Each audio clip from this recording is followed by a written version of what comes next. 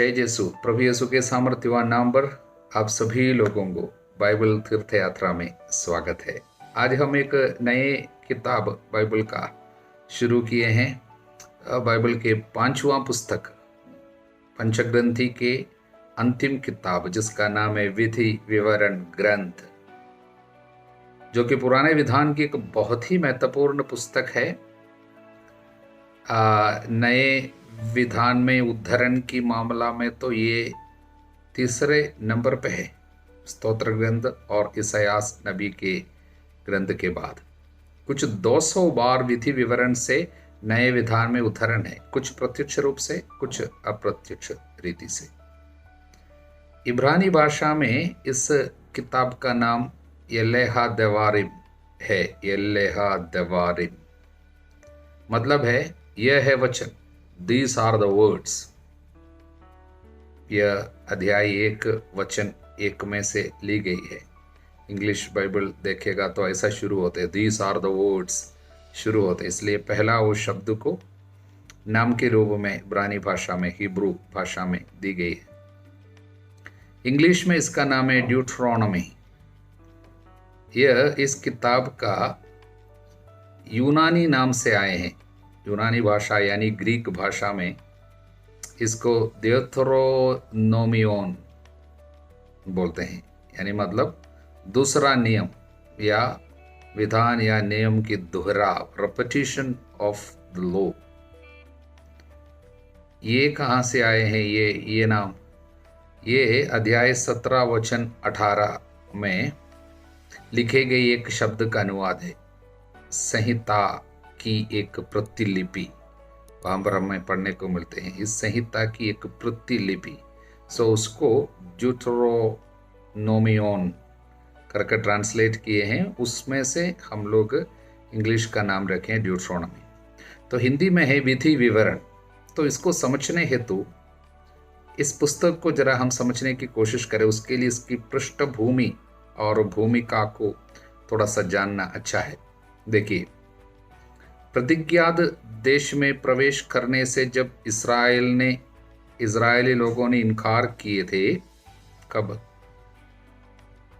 देखिए, हम गणना ग्रंथ पढ़ते वक्त हम देखे थे, प्रतिज्ञात देश के सीमा तक प्रभु ने अपने लोगों को लेके आए थे। उसके बाद वहां से 12 लोगों को टोक लगाने के लिए भेजे गए। उन लोग जो वापस आकर थोड़ा सा बुरा समाचार सुनाया, वहां पर बहुत खतरनाक लोग बैठे हैं, जाने से हम लोगों को खा लेगा, इस तरह का समाचार दिया।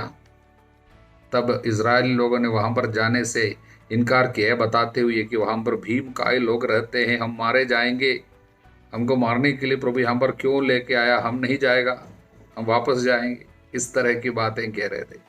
तो जिसकी गणना हम लोग अध्याय 13 और 14 पे गणना ग्रंथ में देखे हैं। उसके बाद उन लोगों को 38 साल उजाड़ घंट में ही रहना पड़े। प्रभु ने ऐसा अनुमति दिया। अब उस पार जाने से तुमने इनकार किया तो तुम्हारे मुंह से जो शब्द निकला उसी तरह तुम्हारे साथ व्यवहार किया करेंगे, इस तरह की बातें प्रभु ने सुनाया था। इसलिए जब तक वो पीढ़ी के सभी पुरुषों की मृत्यु न हुई तब तक वे हम पर घूमते रहे, और अंत में अब वे मोआब के मैदान में आकर पड़ाव डाले, जो कि प्रतिज्ञात देश की सीमा पे है, दूसरी सीमा पे पहुंच गए। अब यर्दन नदी पार करके तुरंत प्रतिज्ञात देश को अपने कब्जे में कर सकते हैं। वे अब प्रभु से अंतिम अनुदेश या आज्ञा की इंतजार में, the last order to move, उसकी तैयारी में, उसके लिए इंतजार में है। तो देखिए, उनकी पूर्वजों से प्रभु ने जो प्रतिज्ञा की है उस देश अभी आंखों के सामने जैसा है, और ये उनके लिए एक बहुत ही अहम और बहुत ही महत्वपूर्ण और उत्तेजित करने वाला समय था। सभी लोग बड़ी आकांक्षा से भरे हुए हैं, पास में आ गए हैं। ये घटनाएं हम लोग गणना ग्रंथ के अंत में देखे कि वे मोआब के मैदान में पहुंच गए। ये अंतिम पड़ाव है, प्रतिज्ञा देश में पहुंचने के पहले का अंतिम पड़ाव डाले हुए हैं। विधि विवरण ग्रंथ के अनुसार प्रतिज्ञात देश में पैर रखने के तुरंत पहले की इस यादगार समय में मूसा अपने प्रियजनों को 3 महत्वपूर्ण और थोड़े लंबे से प्रवचन दिए, जो कि उनकी विदाई भाषण रहा, क्योंकि उनको बताए गए थे कि वे लोगों के साथ यर्दन पार नहीं करेंगे, प्रतिज्ञात देश में प्रवेश नहीं करेंगे। इसलिए उनको मालूम था उनको अब मरने का समय आया। इसलिए मरने के पहले, अपने मृत्यु के पहले बड़े प्यार के साथ जिन लोगों को पिछले 40 सालों में जैसे एक पिता की तरह, माता की तरह बच्चों को लेके आ रहे, उसी तरह संभाल संभाल कर लेके आए, अंतिम विदाई भाषण के रूप में 3 भाषण दिए। इस किताब में उन 3 भाषणों को, प्रवचनों को हम सुन रहे हैं। मूसा ने ये उचित समझा कि मैं अपने लोगों को, जो कि अब ये जनता जो है उनके साथ, वो जो नई पीढ़ी है, क्योंकि जो 40 साल पहले सिनाई में प्रभु के साथ विधान के समय में उपस्थित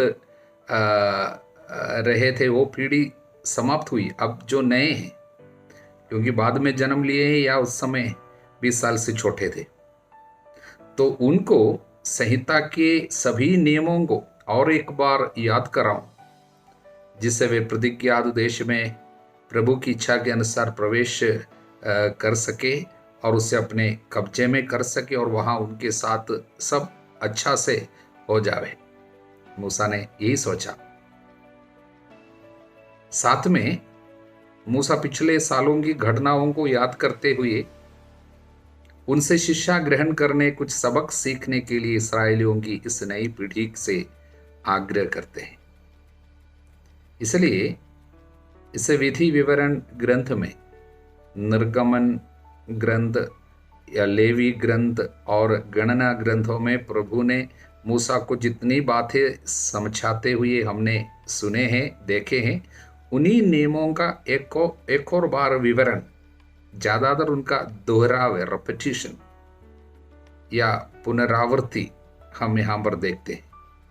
किंतु ये केवल एक दोहराव नहीं है, बल्कि इस पे विधि विवरण ग्रंथ में मूसा इन नियमों में अपने अपने अपने दिल को ही लगा देते हैं।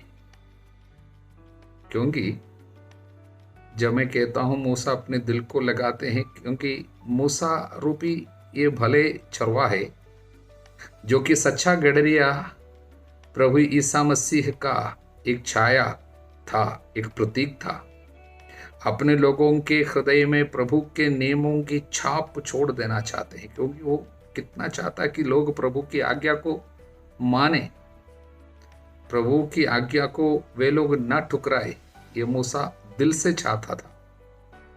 तो इस कार्य में मूसा के दिल की छाप भी सुनने वाले या पढ़ने वालों के दिल में रह जाती है। हालेलुया।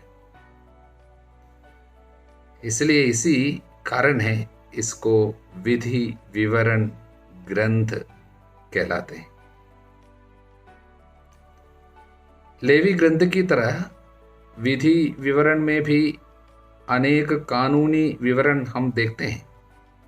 शुद्ध अशुद्ध, आज्ञा भंग का क्या दंड मिलता है, आज्ञाकारिता से क्या आशीर्वाद होता है। किंतु यहां पर सब कुछ का जोर आम आदमी पर है, मनुष्य पर है, पुरोहितों पर नहीं। लेवी ग्रंथ पुरोहितों की दृष्टि से लिखे गए हैं। मूसा जब इजरायलियों की इस नई पीढ़ी को प्रभु पर श्रद्धा रखने, उनकी आज्ञाओं के पालन की बातें जब सिखाते हैं, वो इजराइल की पुरानी घटनाओं का जिक्र करते हुए आज्ञा भंग और विद्रोह की कड़वी परिणाम की याद दिलाते हैं। साथ में उन सभी बातों से बढ़कर प्रभु की सत्य प्रतिज्ञता और इस्राएल के प्रति उनके असीम प्रेम को भी याद दिलाते हैं। हालेलुया। अब हम मूसा के इन तीनों प्रवचनों के कुछ मुख्य संदेश को जरा हम देखें, जिससे हमें पूरे इस पुस्तक के बारे में एक ज्ञान मिल जाएगा। उसके बाद पढ़ना बहुत आसान होगा। पहला प्रवचन अध्याय 1 से 4 तक, ये 4 अध्याय मूसा का पहला प्रवचन है। इसका सुर, इसका टोन जो है पीछे मुड़कर देखने का टोन है, यानी लुकिंग बैक। इसका मुख्य संदेश है प्रभु के महान कार्यों को याद रखना, यानी remember what he has done for you. प्रभु ने हमारे लिए कितना महान कार्य किया। पीछे मुड़कर देखते हैं और एक एक घटना को देखते हैं और उसके बाद बोलते हैं प्रभु ने हमारी कमजोरियों के बावजूद हमारे लिए क्या क्या नहीं किया। कितना असीम प्यार का उन्होंने प्रकटन किया। हम इसके लिए कोई लायक ही नहीं रहे, हम तो केवल पाप करते रहे। और पुरानी घटनाएं सब एक एक करके बताते, याद दिलाते हमारे हम लोग क्या क्या किया था।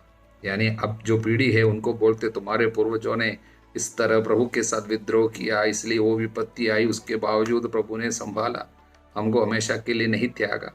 इसलिए धन्यवाद की भावना मन में रहना, प्रभु के सभी कार्यों को याद करते हुए धन्यवाद देना, यही है पहले भाषण जो है पहला प्रवचन का मुख्य संदेश। अब दूसरा प्रवचन अध्याय 5 से वो अध्याय 26 तक, 5 से लेकर 26 तक एक ही प्रवचन है। तो उसका सुर माने उसका टोन जो है वो क्या है, ऊपर की ओर देखने का है, लुकिंग अप। पहले वाला जो है पीछे को देखना, अब इसमें ऊपर की ओर देखना है। इसका मतलब याद रखना प्रभु हमसे क्या चाहता है। हमेशा इस बात को याद रखना प्रभु क्या चाहता है। इसलिए हर घड़ी, हर घटना के समय, हर स्थिति पे प्रभु की ओर देखना, प्रभु के नियम क्या है, इस परिस्थिति में प्रभु हमसे क्या चाहता है, इस बात को कभी नहीं भूलना। इसलिए वो इसमें आज्ञा पालन की बातें जोर देकर बताते हैं। प्रभु हमसे क्या चाहता है, उनकी आज्ञाएं क्या है। और जीवन में समझौता या कॉम्प्रोमाइज करने से हमारी जाति की विशिष्टता जो है, प्रभु ने हमको विशेष रूप से चुनकर अलग किया है, वो विशिष्टता नष्ट हो जाती है। आज्ञा भंग का बहुत परिणाम होता है। ये सब समझाते हैं और वो लोगों को समझाते हैं हमारे प्रभु ने हमको जो चुना वो हमारे पुण्य के कारण या हम एक बहुत बड़ी सेना है हमारी शक्ति के कारण सब नहीं है। हम तो वहाँ पर गुलामी में थे। प्रभु अपने कारण, अपनी दया के कारण, अपनी भलाई के कारण, हमारे प्रति प्रेम के कारण केवल हमको चुना। इस बात को याद रखना, इसलिए आज्ञा का पालन करना। इसलिए जैसे पहले आज्ञाओं की बातें बताए थे वहाँ पर दंड वो सब सामने आते थे, लेकिन यहाँ पर जब वो आज्ञा की बातें बोलते हैं उसमें प्रेम की बात, प्यार की बातें अधिक सामने रखते हैं। प्रभु को प्यार करना और इसलिए कहना मानना, ये बातें दूसरे प्रवचन में झलकते हैं। तीसरा प्रवचन अध्याय 27 से लेकर 31 तक, 27 से 27 से 31 तक उनका तीसरा प्रवचन है। इसका सुर जो है, इसका टोन जो है आगे की ओर देखना, लुकिंग अहेड। याद रखना पहला भाषण में पीछे की ओर देखना, दूसरे भाषण में मुख्य सुर जो है ऊपर की ओर देखना। इसमें क्या है, आगे की ओर देखना, लुकिंग अहेड। संदेश क्या है, प्रभु आपके लिए और महान कार्य करने वाले हैं। याद रखना प्रभु आपके लिए क्या क्या करेगा, इसके विषय में बताते हैं। तो बोलता है जमीन प्रभु का है, प्रभु ने हमको दिया है, इसको हासिल करना, कब्जा करना। प्रभु पवित्र है और उसकी आज्ञा का पालन करना और पवित्र बने रहना। इसलिए वो बताते हैं प्रभु महान कार्य हमारे लिए करने के लिए तैयार होकर बैठे हैं, लेकिन प्रभु के कार्यों को दावा करने और स्वीकार करने के लिए आज्ञा पालन बहुत ही आवश्यक है। वायदाओं की पूर्ति आज्ञा पालन पे निर्भर है। इसलिए मूसा इस प्रवचन में पीढ़ी दर पीढ़ी आज्ञाकारी रहने की, जिससे विधान के अनुसार इस्राएलियों पर प्रभु की कृपा बनी रहेगी। इसलिए आज्ञाकारिता के महत्व को इसमें फिर से जोर देकर समझाया है। और एक विशेष बात इसके अंदर वो समझाता वो यह है, वो 30वां अध्याय पे है, वचन 1 से। उस पे वो बताते हैं, भले ही आप लोग फिर से पाप करते हुए आशीषों से वंचित हो जाए, या ईश्वर के महान कार्यों को आपके जीवन में होने से आप रोके आपके पाप के द्वारा, इस तरह आप विपत्ति में फंस गए, तो निराश नहीं होना, तुरंत पछतावा करना और मुड़कर वापस आना, जिससे जो कुछ आपको नष्ट हो गया सब प्रभु लौटा देगा। प्रभु आप पर दया करेगा, फिर से आपको पुनः स्थापित करेगा। जो कुछ नष्ट हो गया वो सब लौटा देगा। पश्चाताप करना, पुनः प्रभु के पास लौट आना, ये सुंदर कार्य भी इस भाषण के दौरान वो समझाते हैं। हालेलुया। तो विधि विवरण ग्रंथ के मुख्य भाग जो है मूसा के ये 3 प्रवचन हैं। उसके बाद फिर क्या रह जाती है, ये 3 प्रवचनों के बाद एक अध्याय, 32वां अध्याय जो है मूसा का एक भजन है। सब कुछ के लिए धन्यवाद देते हुए और सारे इन संदेशों को पूरा जोड़ते हुए एक सुंदर भजन, मूसा का एक भजन, वो है अध्याय 32 में। फिर अध्याय 33 में जो है 33 में मूसा का आशीर्वाद है। मरने के पहले अपने प्रिय संतानों को आशीर्वाद प्यार से देने वाले एक पप्पा, वो है 33वां अध्याय। और आखिरी अध्याय 34वां अध्याय, मूसा की मृत्यु। मूसा नेबो पर्वत पर चढ़कर प्रतिज्ञात देश को दूर से देखते और उसके बाद वहां पर उनकी मृत्यु हो जाती है।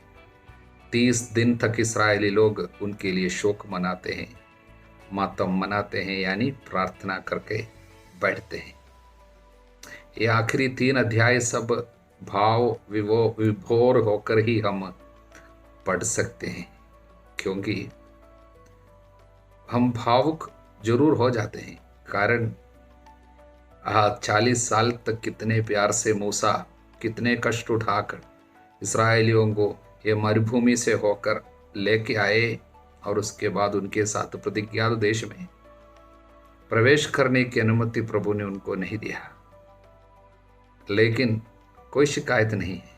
अपने लोगों को अंत में बड़े प्यार से, जैसे मुर्गी अपने चूजों को डाइनों तले एकत्रित करके रखना चाहते हैं, उसी तरह मैंने कितना तुमको एकत्रित करना चाहा। इस तरह प्रभु यरूशलेम को प्यार से देखते हुए बोलते हैं। उसी तरह मूसा का हृदय भी अपने लोगों के प्रति इतने प्यार, इसलिए अंत में और एक बार सब कुछ को याद दिलाया। अभी तक जितना सीख के आया उसको सब और एक बार याद दिलाया, और उसके बाद मृत्यु के लिए जब चले जाते हैं हम भी आंसू बहाएंगे। इसलिए वो आखिरी अध्याय। प्रियजनों, मूसा का जीवन और उसका व्यक्तित्व हमारे दिल को जरूर छू लेता है। मैंने इसलिए कहा वो सच में प्रभु यीशु का प्रतीक है। इसलिए एक सुंदर बात वो ये है, एक मसीही या भविष्यवाणी हम इस पुस्तक के एकदम बीच में देखते हैं। यीशु के आगमन की बात यहाँ हमारा एकदम बीच में। भले ही हर एक पन्ने पे हम मूसा के द्वारा प्रभु को, प्रभु के रूप को, प्रभु के प्यार को, उनके हृदय की दया को, सबों को बचाने के उसके आग्रह को सब हम एक एक पन्ने पे मूसा के द्वारा देखेंगे, फिर भी सबसे बीच में एक प्रतिज्ञा है, एक प्रॉमिस है, एक भविष्यवाणी है, एक प्रोफेसी है। वो 18वां अध्याय वचन 15 पे मूसा ने कहा, तुम्हारा प्रभु ईश्वर तुम्हारे बीच तुम्हारे ही भाइयों में से तुम्हारे लिए मुझ जैसा एक नबी उत्पन्न करेगा, तुम लोग उसकी बात सुनोगे। क्या है? सुना? तुम्हारा प्रभु ईश्वर तुम्हारे बीच तुम्हारे ही भाइयों में से, आप जानते इस्राएलियों में से, यूदा के वंश से ही आ रहे, और तुम्हारे लिए मुझ जैसा एक नबी उत्पन्न करेगा, तुम लोग उसकी बात सुनोगे। ये वास्तव में यीशु के बारे में थे, आने वाले मसीहा के बारे में। तुम उसकी बात सुनोगे। मूसा कह रहे हैं तुम उसकी बात सुनोगे, इसकी सुनना।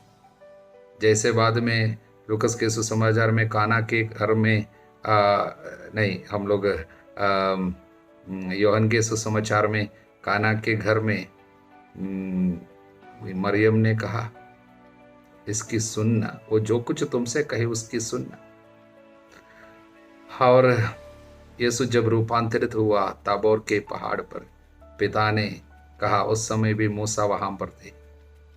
भले ही मूसा प्रतिज्ञा देश में अब प्रवेश नहीं किया,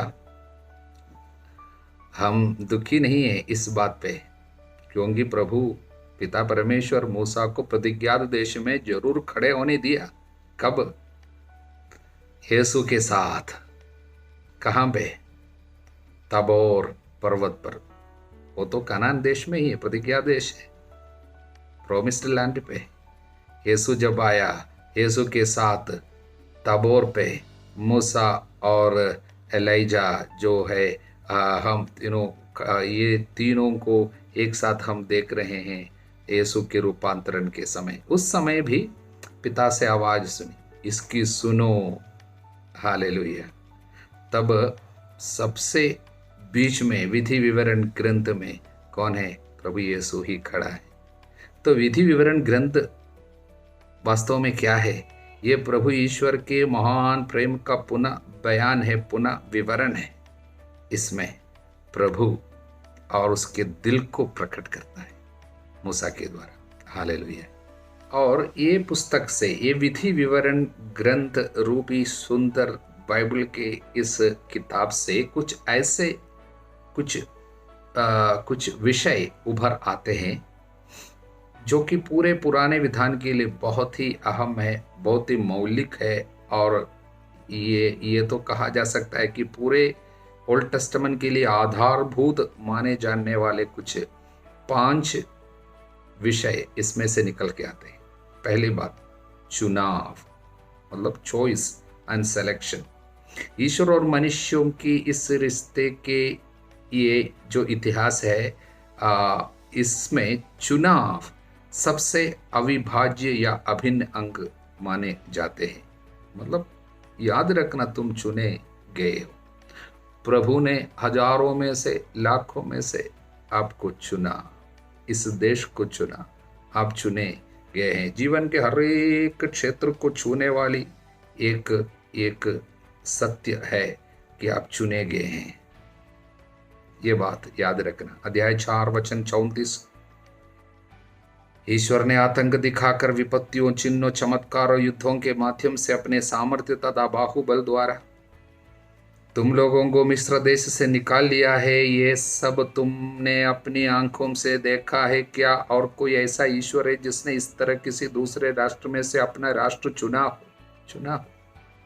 ये बराबर याद रखने के लिए मूसा हमको बताते हैं इस पुस्तक में, अध्याय 10 वचन 15 में सब है।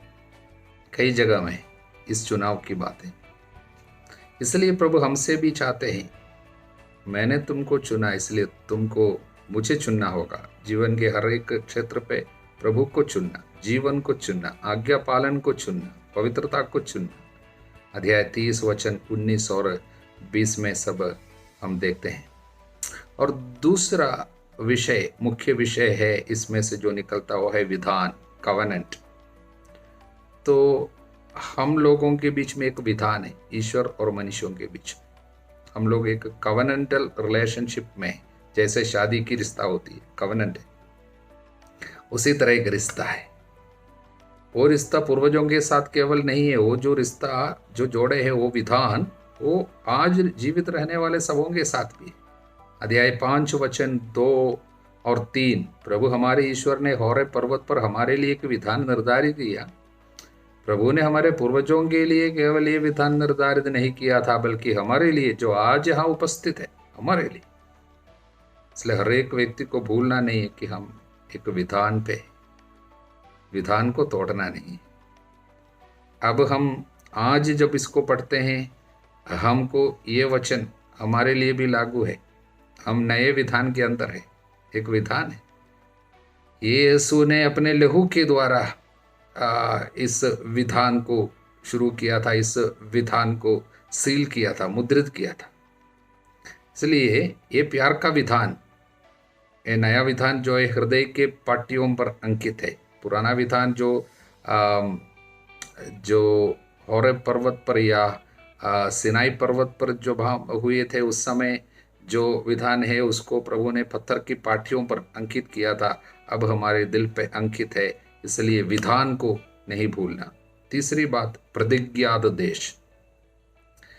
प्रभु के चुनाव और विधान के मूर्त चिन्ह के रूप में प्रतिज्ञात देश है, जो उन्होंने पूर्वजों को वायदा किया था। और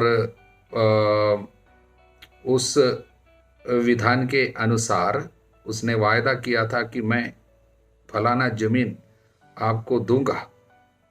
तो इब्राहिम के साथ पहले विधान में वादा किया था, उसके बाद उसको दोहराया था सिनाई के विधान में।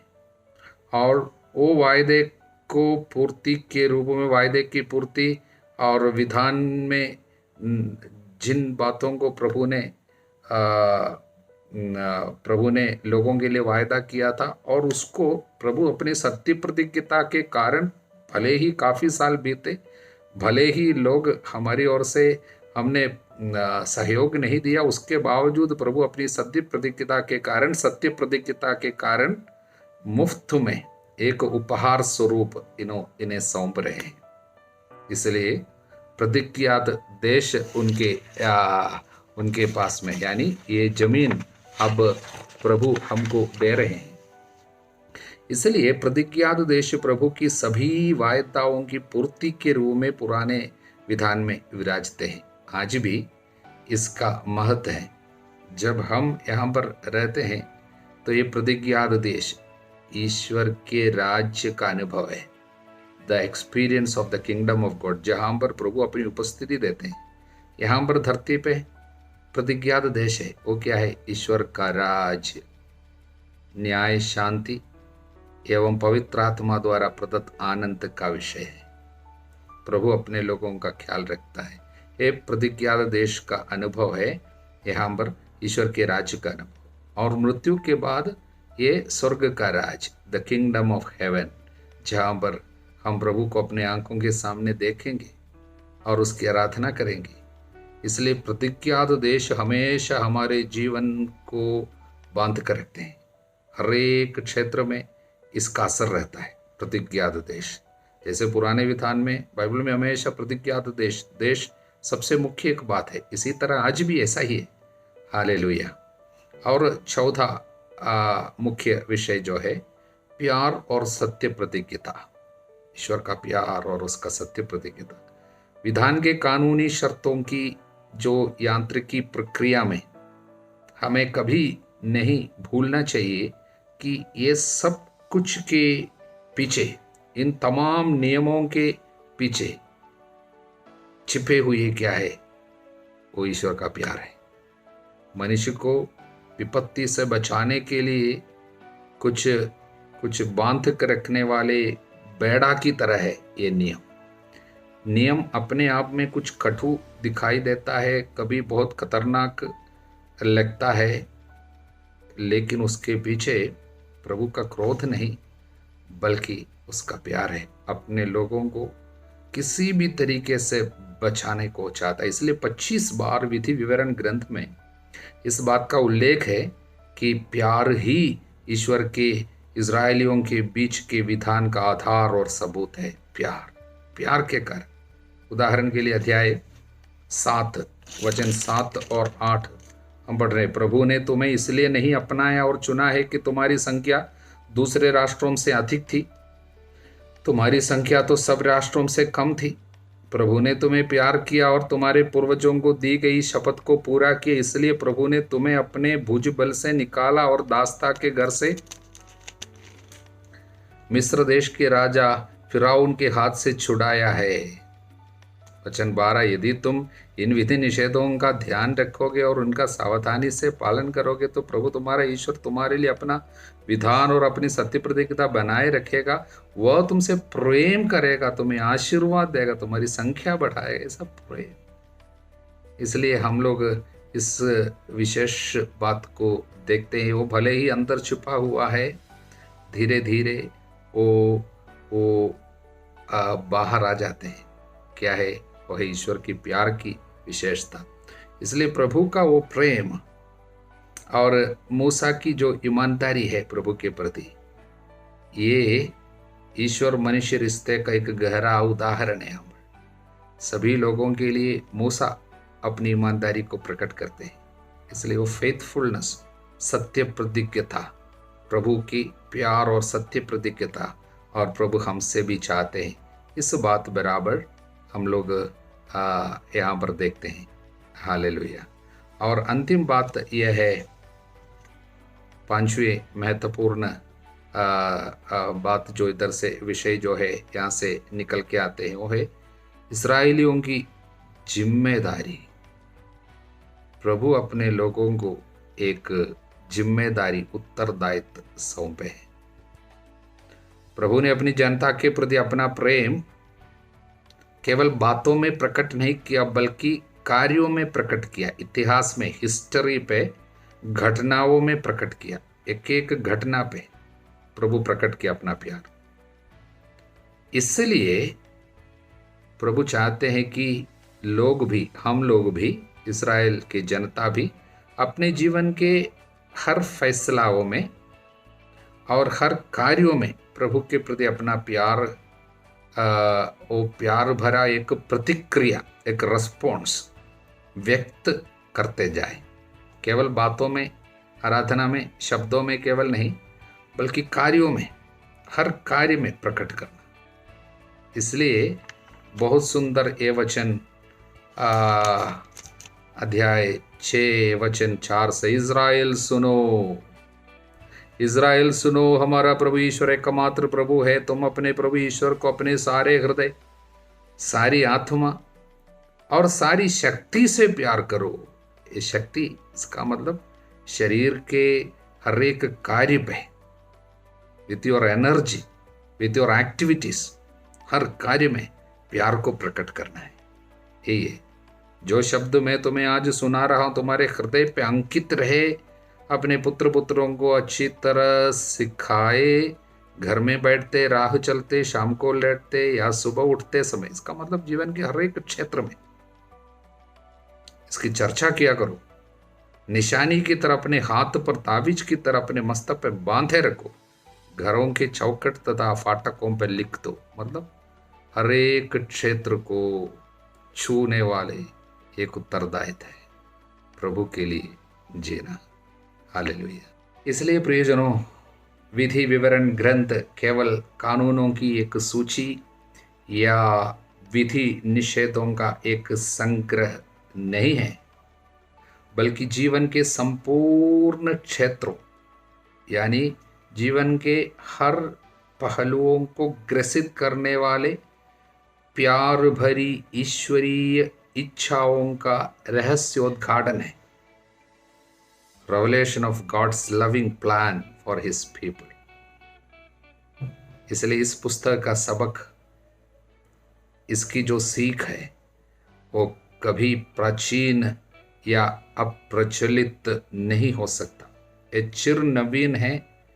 आज हमारे लिए व्यावहारिक रूप से इस्तेमाल करने की विधि है। ये प्यार का प्रकटन है। इसलिए इस पुस्तक से होकर हमारा सफ़र हमें बहुत आध्यात्मिक लाभ लाएंगे। इसलिए आने वाले दिनों में जब हम विधि विवरण ग्रंथ में हैं, बहुत प्यार से इस वचनों को, इन वचनों को पढ़े और दिल में बनाए रखें। हालेलुया। प्रभु आप सभी लोगों को आशीर्वाद प्रदान करे, अब सदा सर्वदा अनंत काल तक। आमीन।